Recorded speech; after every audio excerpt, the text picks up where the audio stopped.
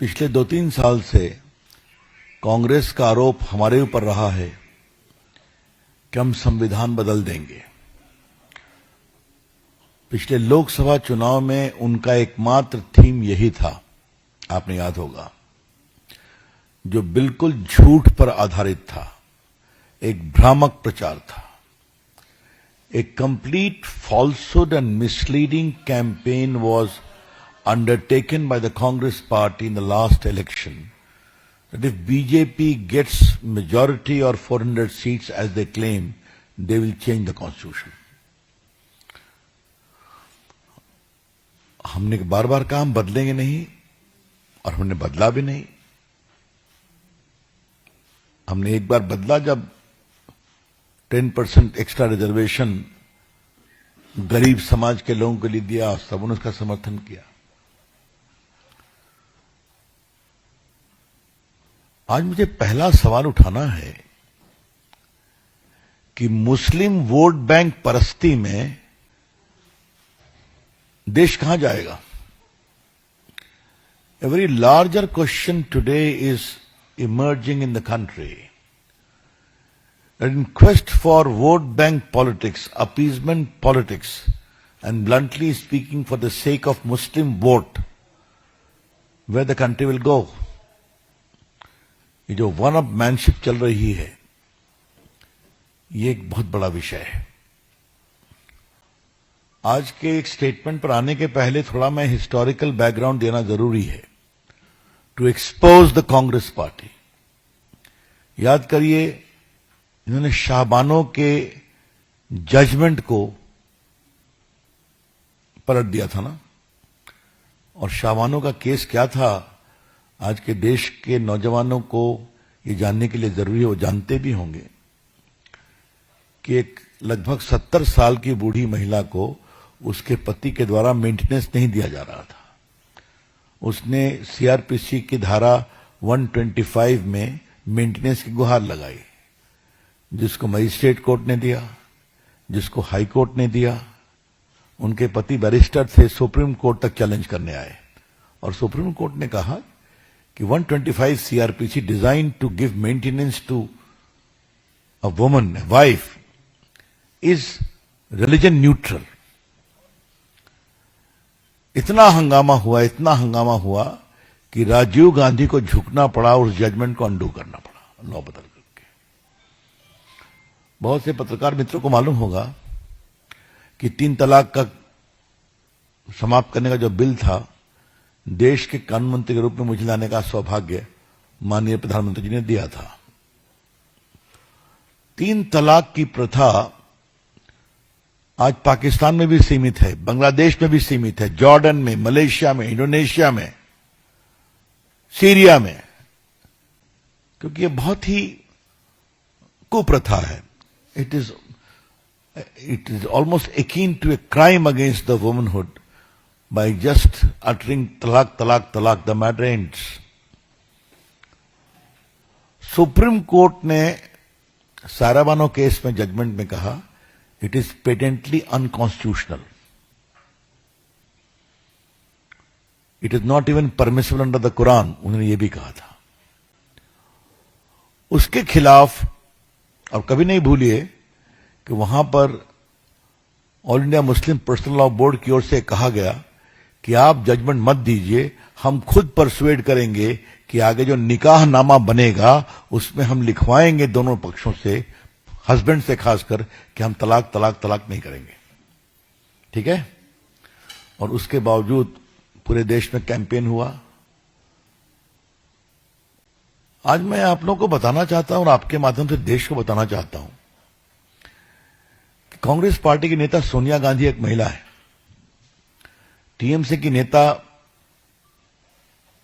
ममता जी एक महिला है।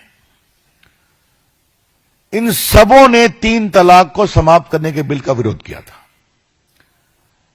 Women leaders who have otherwise long record of activism in public life, just for the sake of vote bank politics, 3 तलाक को समाप्त करने के कानून का भी विरोध किया था।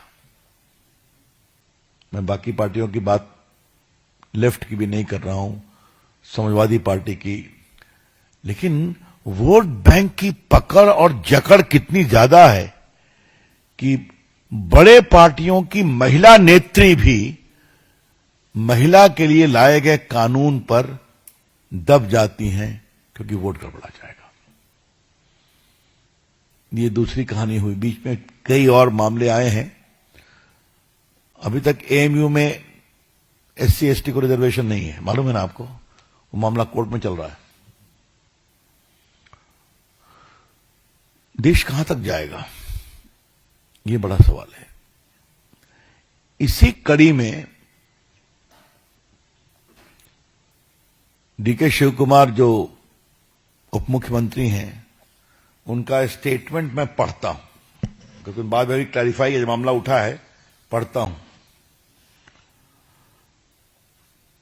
ये जब पूछा गया news 18 India diamond state summit पर, वो बोल रहे थे there is a big debate going on regarding this issue, जो मुस्लिम रिजर्वेशन हुआ है 4% गवर्नमेंट कॉन्ट्रैक्ट में। Many BJP leaders have claimed that Muslims are repairing bike puncture. It is our responsibility to uplift every section of society, allowing them to come forward and be part of development. We have initiated something and we know that everyone will approach the court. Many judgments have altered the constitution over time. Let us see, let us watch, let what court comes out. We have started something. I know that everything will go to the court. Let us wait for some good day. The day will come. Lots of changes are there. Constitution will be changing. There are judgments which alter the constitution also. इसका क्या मतलब है? क्या आवश्यकता पड़ी तो हम संविधान को बदलेंगे ना? मैंने उनके बिल्कुल वक्तव्य को पढ़ा दिया। अब बाद में उनका आया है, जब हंगामा हुआ, I have not said that we are going to change the constitution. Whatever they are quoting is wrong. अब मैंने उनका पूरा स्टेटमेंट पढ़ दिया, रिकॉर्ड पर है।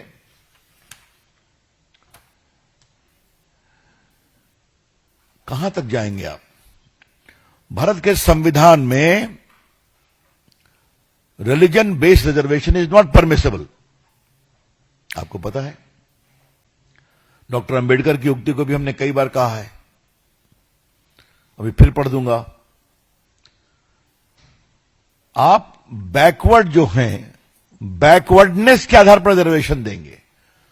सीधा 4% मुस्लिम्स को हम दे रहे हैं reservation on government contract. It is simply not permissible, illegal, unconstitutional. फिर भी आप किए जा रहे हैं। तो ये जो मुस्लिम वोट बैंक पॉलिटिक्स में वन अप मैनशिप चल रही है, ये कहां तक जाएगी? बीजेपी इसकी बहुत भर्त्सना करते हैं। आज देखिए, आपको हम एक बात कहना चाहते हैं। नागपुर में जो हिंसा हुई, वो हिंसा किसने कराई, ये सारी बातें सामने आ रही हैं ना। उनका एजेंडा क्या था, उनके लिंकेज क्या थे, कहां से विदेश से भी उनको प्रॉम्प्टिंग होती थी। अभी तक कांग्रेस पार्टी ने कुछ कहा है क्या? इसे हम सही नहीं मानते। 65 करोड़ लोग कुंभ में गए, क्या राहुल गांधी कुंभ में गए? क्या उनके बाकी नेता गए? कुछ गए, ये क्यों नहीं गए? ये शर्मिंदगी किस बात की है? सोनिया जी, प्रियंका जी को जानने में शर्मिंदगी किस बात की है? पहले तो राहुल गांधी कभी कभार मंदिर में दिखाई पड़ते थे, अब वो भी बंद हो गया है। वोट का दबाव, वोट चाहिए। और ये मैं फिर आपसे कह रहा हूं, बार बार हारते हैं, सिकुड़ते जा रहे हैं। बिहार यूपी में साफ हो गए ना। यूपी में तो बाई इलेक्शन लड़ने की हिम्मत भी नहीं हो रही। बार बार हार रहे हैं, फिर भी वोट बैंक के लिए, मुस्लिम अपीजमेंट के लिए आप कहां तक जाएंगे? ये पिछले मैंने 40 साल का आज आपके सामने रिकॉर्ड रख दिया। क्यों? ये सारा हक एससी एसटी और ओबीसी के अधिकार को छीनने की कवायद है।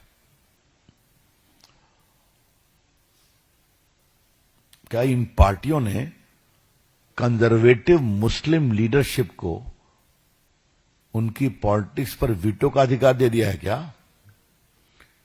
I am repeating my query in a very straight away manner. Do these parties, the Congress party, the Samajwadi's party, the leftist party, have given a veto to the Muslim radical clergy to have a veto on their politics? ये देश के लिए बहुत गंभीर सवाल है. इसकी हम भर्त्सना करते हैं. ये ठीक नहीं है. इससे देश की एकता कमजोर होगी. अरे जो गरीब मुसलमान हैं उनके विकास का प्रयास किया जाना चाहिए. आप देख रहे हैं कि मोदी जी की सरकार सबका साथ, सबका विकास, सबका प्रयास में क्या मुसलमान गांव में सड़कें नहीं पहुंच रही हैं क्या? वहां बिजली नहीं पहुंच रही है क्या? सब जगह जा रही है. वोट दे या न दे. तो ये हम बहुत भर्त्सना करते हैं. Mister Rahul Gandhi, will you speak up? Rahul Gandhi ji, आप क्या मिस्टर अपने जो उप मुख्यमंत्री हैं डी शिव कुमार, उनकी टिप्पणी पर आप कोई टिप्पणी करेंगे क्या? आप देश को क्लैरिफाई करेंगे कि कांग्रेस पार्टी संविधान को नहीं बदलेगी अपीसमेंट के लिए? बीजेपी की ओर से हम स्पष्ट पूछना चाहते हैं. राहुल गांधी, कांग्रेस के अध्यक्ष, सोनिया जी, आप देश को बताएं कि जब रिलीजन बेस्ड रिजर्वेशन परमिसिबल नहीं है तो इसके लिए आप संविधान को नहीं बदलेंगे. ये देश जानना चाहता है. क्योंकि डीके शिव कुमार एक शुरुआत है. कांग्रेस पार्टी का हिडन एजेंडा है कि संविधान को बदलेंगे वोट के लिए. और जो बजट आया है कर्नाटका में, उसका तो डिटेल्स आपके सामने चर्चा हुई है. क्या क्या उसमें फैसिलिटी दी गई है. तो मुझे 2-3 मुद्दे और उठाने हैं, वो जुड़े हुए हैं. ये दलित मुस्लिम और दलित क्रिश्चियन क्या होता है?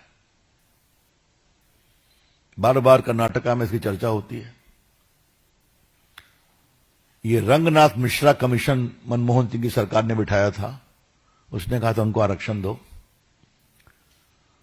सच्चर कमेटी ने कहा था मुस्लिम, तो उस पर हमारे श्रीमान मनमोहन सिंह बोले Muslim the first right over the national resources. एक बात आप जान लीजिए, आज मैं चाहता हूं कि पार्टी की ओर से स्टैंड हम स्पष्ट करें. दलित मुस्लिम की जो बात होती है, तो जब भारत का संविधान बना तो हमारे संविधान निर्माता अंबेडकर जी हों, सरदार पटेल हों, नेहरू जी हों, डॉक्टर राजेंद्र प्रसाद, मौलाना आजाद समझते थे कि दलितों के साथ जो अत्याचार हुआ है वो हिंदू समाज की कुरीति है. इसलिए वो सिर्फ हिंदुओं को ही मिलेगी. जो कॉन्स्टिट्यूशन शेड्यूल कास्ट ऑर्डर है 1950 का, उसमें लिखा हुआ है it shall apply to Hindus, और बाद में उसमें बुद्धिस्ट और सिख्स भी जुड़े, क्योंकि लार्जर हिंदू फ्रेमवर्क में संविधान में आते हैं. Not Muslims. मैं रिपीट करता हूं, शेड्यूल कास्ट रिजर्वेशन ऑर्डर 1950 वो संविधान का पार्ट है. किस किस स्टेट में किसको दलित के रूप में रिकॉग्नाइज किया जाएगा वो लिखा हुआ है. वो सिर्फ हिंदुओं के बारे में लिखा हुआ है. आप जब दलित मुस्लिम की बात करते हैं तब तो आप इन्हीं के अधिकार को छीनेंगे ना, इनका कोटा छीनेंगे ना. एक सुप्रीम कोर्ट का बड़ा फेमस केस है सुसाई बनाम स्टेट ऑफ तमिलनाडु. उसमें क्रिश्चियन थे जो पहले हिंदू थे, दलित से आते थे. वो रिजर्वेशन का लाभ लेकर के रेलवे के अफसर हो गए. उसको चैलेंज किया सुप्रीम कोर्ट तक.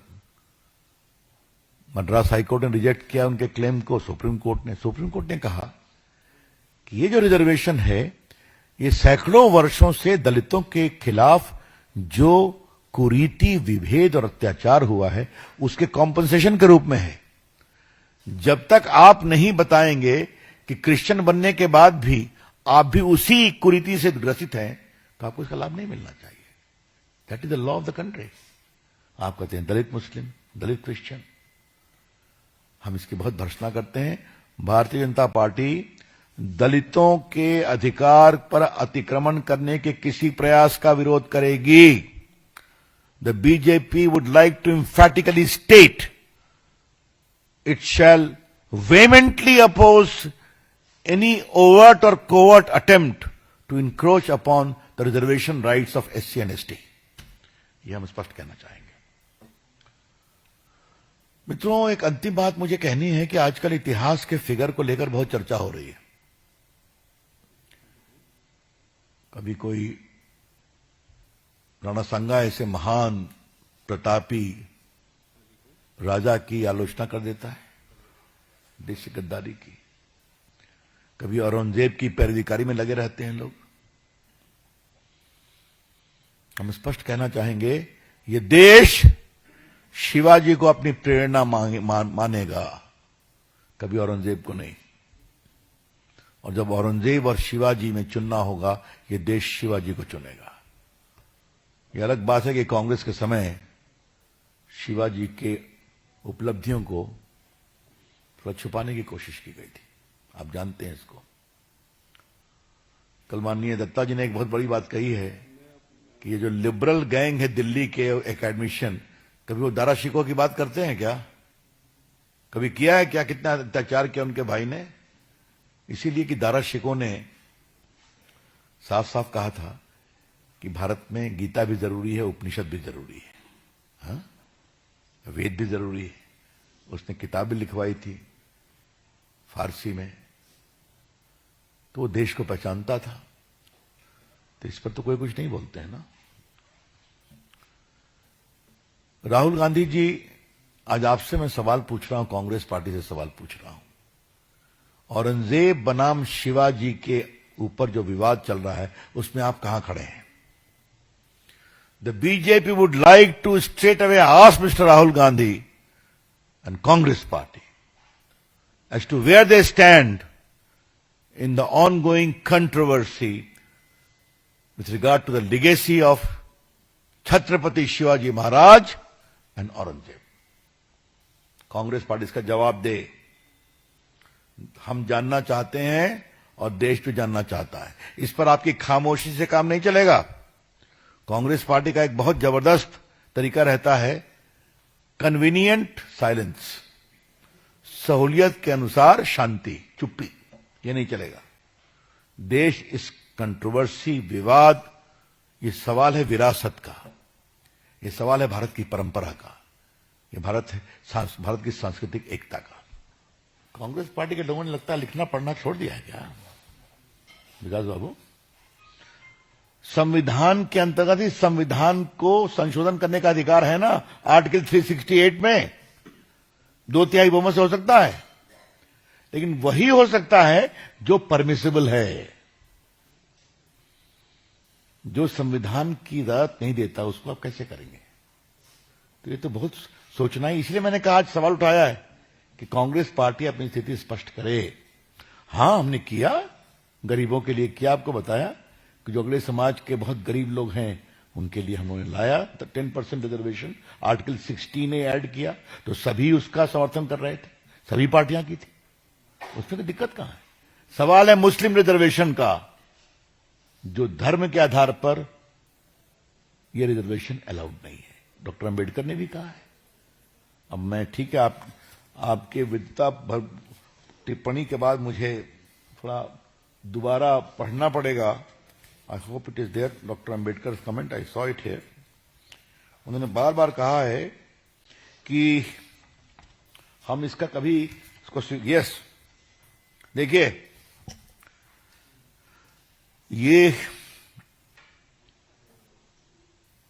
उनके स्पीचेस वॉल्यूम 17 पार्ट 3